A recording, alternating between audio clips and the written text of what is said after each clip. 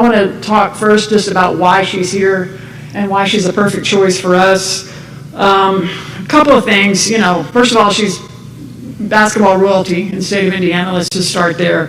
Fever Nation, we have a lot to look forward to. We have our superstar back. We are about to sign Kelsey Mitchell if they're smart. Kelsey Mitchell is part of the Big Three, I dare say Big Four, if you include Lexi Hull. Without question, should be one of the focal points of the players that we're going to keep on the roster, that we're going to protect. Allegedly, or rumor has it, the fifth player is Michaela Timpson. But let's take a look back before we look forward. First of all, she's basketball royalty in the state of Indiana. Let's just start there. But, for me, it was really about bringing a proven leader, somebody who has great experience in tough moments, great experience in playoff moments, in high-pressure situations. I watched her as a player. I watched her as a coach. She knows how to take those moments and never get too high, never get too low. Just a high basketball intellect. The way that she communicates with her players is very impressive. Fever Nation, as you watch this, do you feel that Kelly Crosskop is talking about the same coach we started the season with? Caitlinclark started with Christy Sy, which a lot of people berated her throughout the entire season about her coaching ability. There were moments some other content creators credited Christy Sy for some good things, but overall, Christy Sy's net ability was that she couldn't coach. So here we are with Stephanie White. As you listen to this, is this the same coach that we saw during the season? Just a high basketball intellect. The way that she communicates with her players is very impressive. I feel fortunate, really, that we're sitting here and that we have this chance to, at this pivotal time, to really go back to work and finish some unfinished business that we had from 2015 when we left that one hanging. She mentions the 2015 season, and she also mentioned they left it hanging. Which begs the question, what happened after the 2015 season? Why was there a disconnect to the extent that you had to separate her employment from the Fever? These are the questions we need to ask ourselves as we look forward. Caitlinclark has had, in 3 seasons, she will have already have had 2 coaches, and some fans believe that there should be a third, possibly somewhere in the midst of her 3rd season, which in terms of continuity is not great because you're going to bring in an entirely different system, entirely different philosophy. However, if she can build around the superstar, build around the Big Four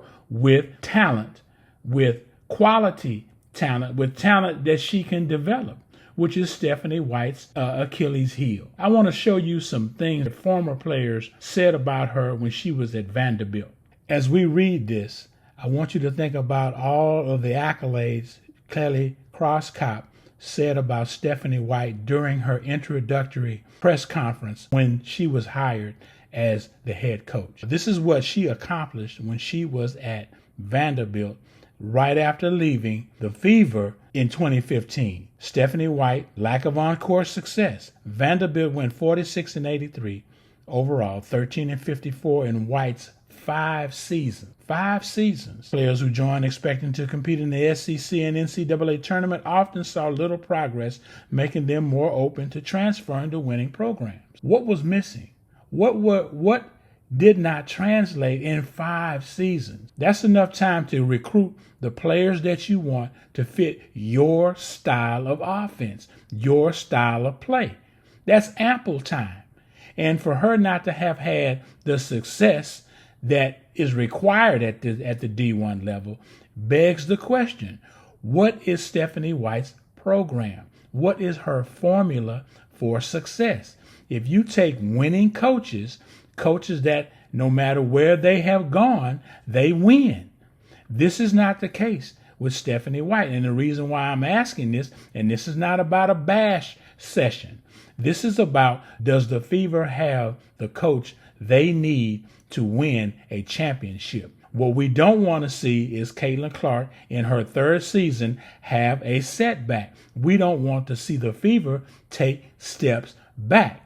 Allegedly, the Fever is the favorite to win it all based on where they finished last year without their superstar. So with their superstar, there are high hopes in Indiana for a lot of success. The question is, do they have the head coach to take them there? Let's continue.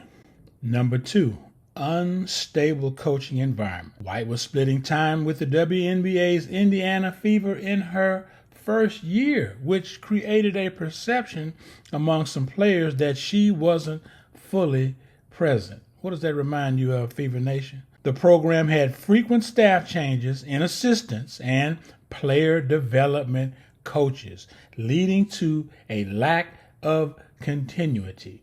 Remember, we're talking about her formula, her program, and her process. What is her process? Why are you at Vanderbilt with one foot in the door over there and another foot back with the Indiana Fever if the Fever has severed ties with you?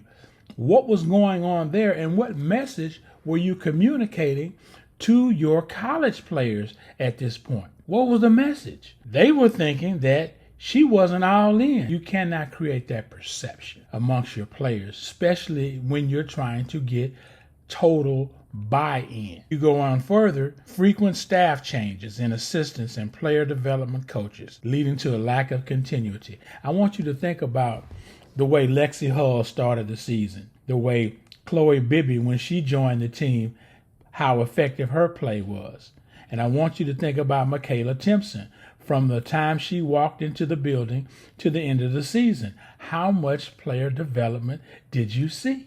Again, this is not a bash session. We're just examining whether or not Stephanie White is the coach to take the Fever to the championship and close the deal. That's the bottom line. That's all that Caitlin cares about. That's all Aaliyah Boston cares about. That's all Mitch, a.k.a. Special K, cares about, and Lexi Hull. That's all any player that comes into the professional ranks cares about, is winning championships, building a dynasty, really, to lock up some championships. You know, first of all, she's basketball royalty, but, you know, for me, it was really about bringing a proven leader, somebody who has great experience in tough moments, great experience in playoff moments, in high-pressure situations. She knows how to take those moments and never get too high, never get too low. Just a high basketball intellect. The way that she communicates with her players is very impressive. I feel fortunate, really, that we're sitting here and that we have this chance to, at this pivotal time, to really go back to work and finish some unfinished business that we had from 2015 when we left that one hanging. Fever Nation. She mentioned basketball royalty. She mentioned proven leadership. She mentioned great experience. She mentioned high pressure, high basketball IQ, unfinished business, and we left it hanging. One thing is missing out of those accolades, out of all of those achievements and accomplishments, out of all the things she said nice about Stephanie White, one key thing is missing. She didn't talk about winning. She didn't say, now that doesn't mean she's not a winner, but she didn't mention any superlatives that led to winning. She didn't win at Vanderbilt, which was clear. We all saw the record. She won at Indiana when the team had Tamika Catching, one of the more prolific women scorers in the WNBA. If you notice, if you recall, Stephanie brought in a lot of veterans to coach. She didn't have a lot of time to develop young talent, which I thought was glaring. For me, that was a glaring issue, because that said you don't have a player development program in your system. How do you weigh if a player is developing? By the number of minutes that they get, by the key number of minutes that they get in crunch time. If your rookie is not playing in crunch time, why is that? Did you get that rookie ready to play? Did you put her in pressure situations to see how she responds? So that's something you can have on film to work on in practice and get her better at that so she can contribute. And that's the key of player development. You want the player to be able to contribute to the team in winning situations when it is time to win. Do you see that? Of all the things that was mentioned about Stephanie White, do you see that now? Is that the same coach that Kelly Croscott was talking about in the introductory presser? Bottom line, Fever Nation, is Stephanie White the right fit for a Caitlin Clark and a Leah Boston, Mitch, a.k.a. Special K, Lexi Hull, Michaela Timpson? Can she create a system to complement these players' ability, these players' skill sets? Is she that type of a coach? We'll find out.